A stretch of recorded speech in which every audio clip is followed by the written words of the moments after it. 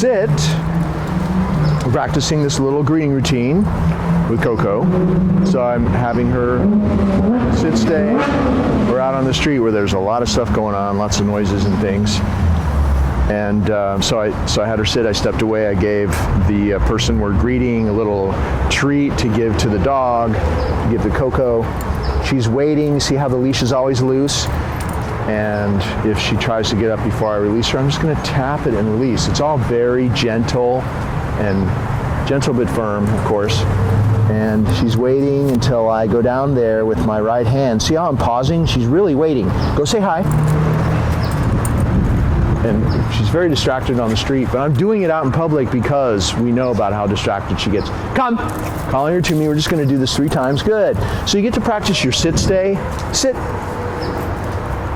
You get to practice your sending her over to somebody, her waiting until you send her somewhere, and she's doing really well. We got cars and things going on around us, and she's staying in her sit, stay.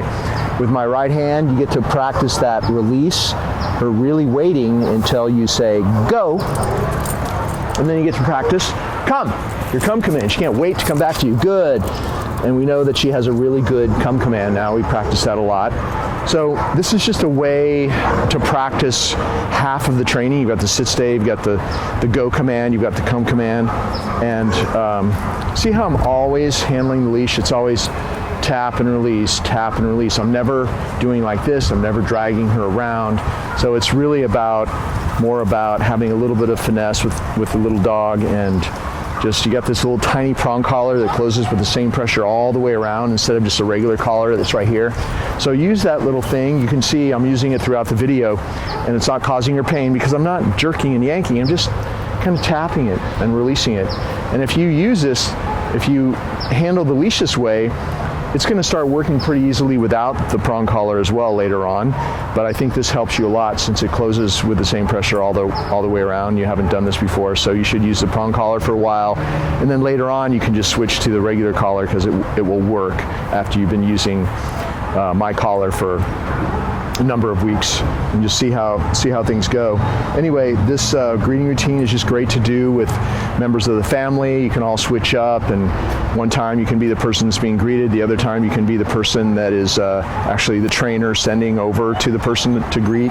Do it outside, inside. It's just a great exercise to do and helps the dog stay calm. We're doing it outside because I want to show you how she is outdoors, because that seems to be the issue. She gets overstimulated when she sees people on the street or things happen on the street. So this whole video is going to be out in public, so you can see how she's been acting out here.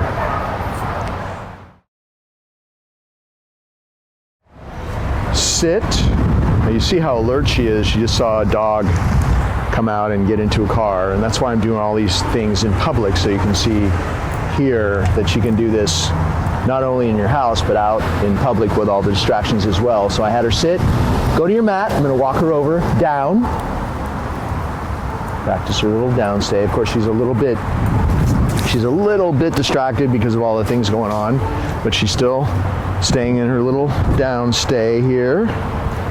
And I'm just going to do the exercise without letting go of the leash, of course, because we're out in public. So you can never let go of the leash if you're doing a down stay or sit stay or any training on the street. So I'll just do some things while holding the leash out here to show you. So that's the basic down stay where she accepts you walking around both ways. You always want to reward good like that. See how I kind of swung in? I'm just holding the reward like this. I kind of swung in. I'm going to place it on the mat. She waits. Good. I say good when she takes it. She waits respectfully until I withdraw, like that. If she tries to take it out of your hand, you're going to pull back and say, nope, nope. She's going to back up.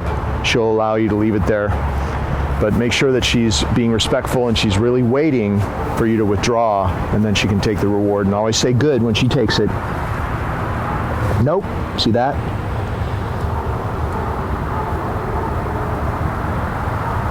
Good. That was probably 3 seconds. Every time you do that, she's going to get a little bit calmer. Every time that you take your time, make sure that she's pausing, really focusing on the rules of this little game here. we're really after the byproduct of doing this in a certain way, which is every time you release her out of one of these downstays, she's a little bit calmer because we're developing her focus. We're teaching her how to think. And it takes self-control. Nope. And you can push her back like that if you want. Good. We're teaching her self-control in doing this as well, which is very important. So there's a bunch of things we could do, like when you pull on the leash. If she doesn't get up, you reward her.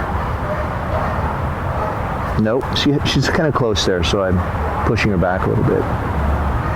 Good. All kinds of things you can do, but I'm not going to drop the leash. So she lost focus and popped up. If she does that before you release her, you just say no, and you just do a little reset. I walked into her, did a left turn, walked her back on the mat. She knew she had lost focus. She put herself back.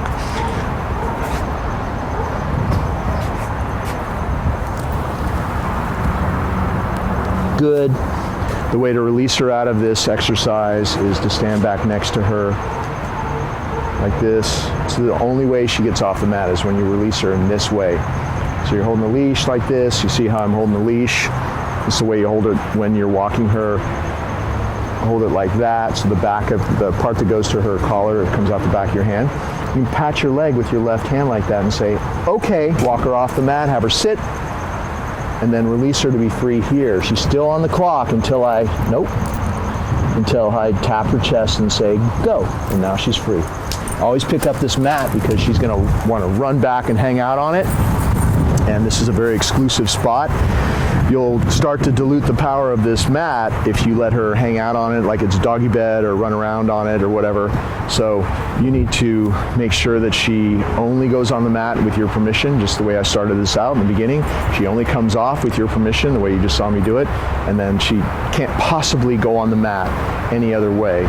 And this becomes a very powerful tool, and you can move it anywhere, even out in public, and she can deal with distractions. There were a number of people and things happening around here that you didn't see, and she stayed on the mat and didn't get up.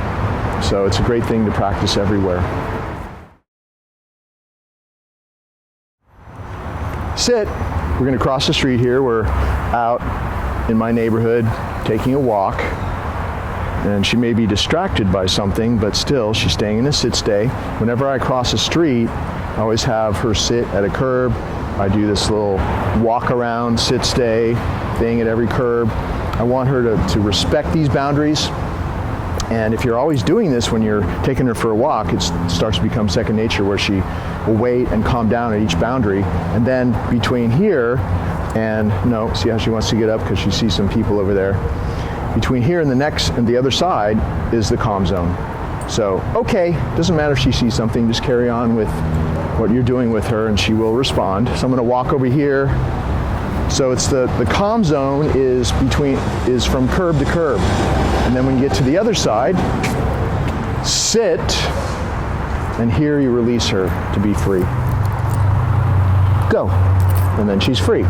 So I call the between curb to curb the red zone, because that's usually where the dog wants to pull you across the street. There's no way that they can wait at a curb. They're too excited. So I practice this every time that I walk her, practice the same thing. We come up, so if we're on a walk like this, in between crossing streets, most of the time is just free time. Are you watching her? Most of the time is free time. And she's sniffing, peeing, whatever she wants to do. If I see that she might be getting into something I don't want her to get into, come. I'm gonna call her back to me. Good, you can pick her up. She's so small, like this, if you needed to, or you could just move along, if you want to call her away from something. There's no commands that don't engage her brain to do something specific for you. So there's no leave it's or, hey, get out of there, or that kind of stuff, because that doesn't engage her brain to do something specific with you. But come does. So if there's something gross on the ground that I don't want her to sniff or eat or whatever, I'm just going to call her away. And that way you're practicing your come command is getting stronger every time you do that, because you're calling her to come to you away from all kinds of different things and situations. And the come command, of course, is your go-to command. So when we're on the street, now she sees something over there. You see how she's really interested in something? So let's say I have to call her away from a dog or something. It's left hand leash. It's the way I always walk her, so I'm ready to do that. Right hand reward, just take a little reward here. It's a closed hand. Come. Call her to come to me. Good. If it was a dog or a skateboarder or a bicyclist or a jogger, I'm going to pick her up probably, because I know she goes kind of nuts in your neighborhood, at least, and get her out of there. But you're always backing away when you call her to come to you as well, because when you back away, the dog is drawn to you. So if you're plugging in that come command at the same moment that you have your target here, come, and then when she comes to you, good. The second you give her that treat, you say good, you pet her, everything happens simultaneously. Later on, when there's no treat, see there's no treat now, come, she doesn't know it's empty. Good girl. You can love her up extra. She probably barely notices that there's nothing there. So we're setting everything up so that in an emergency, you probably won't need the leash. She'll come running to you. You definitely don't need the treat in an emergency, because all she knows is she has to get to this, and she won't know it's empty till she gets to you, and then she's safe.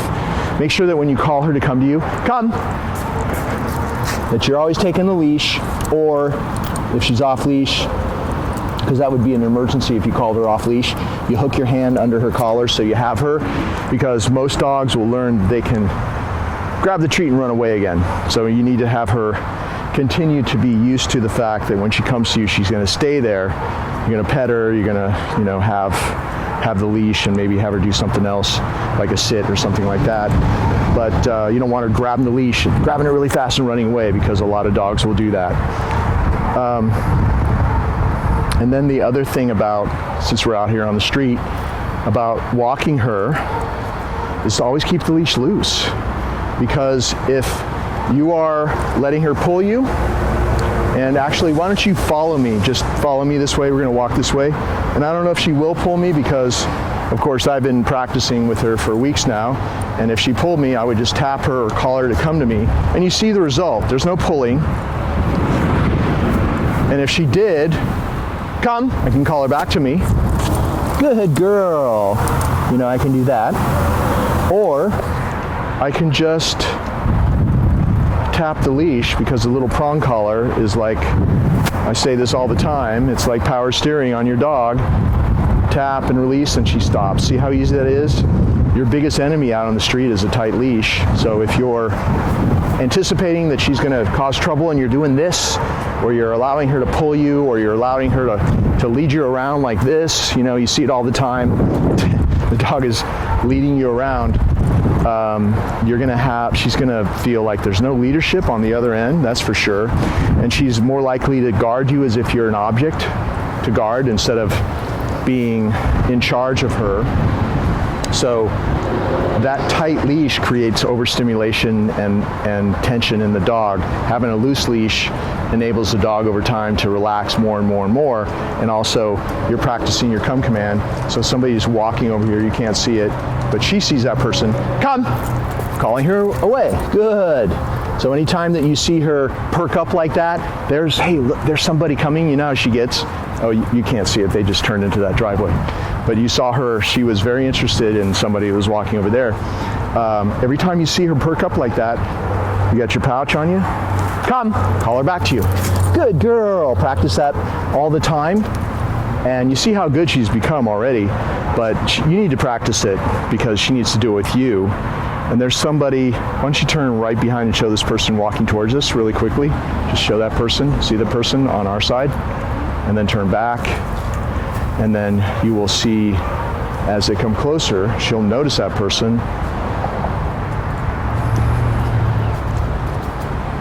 So she sees that person coming right towards us. Come! See that?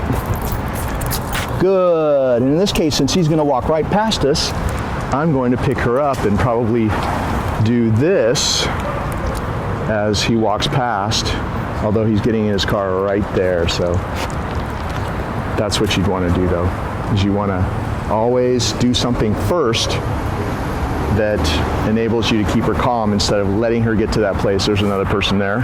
See how much calmer she is? So look at her again.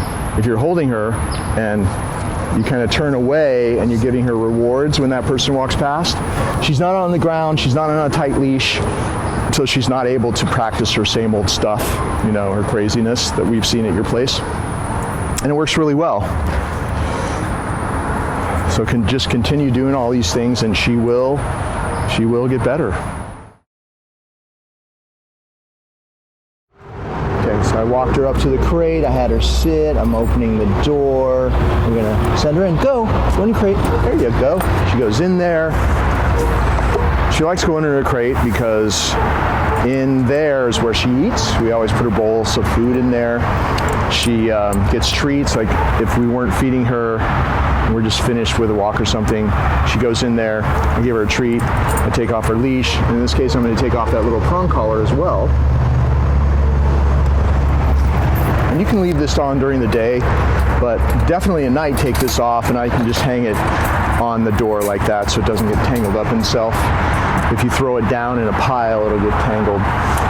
This crate is actually, I use it as a tool for training. The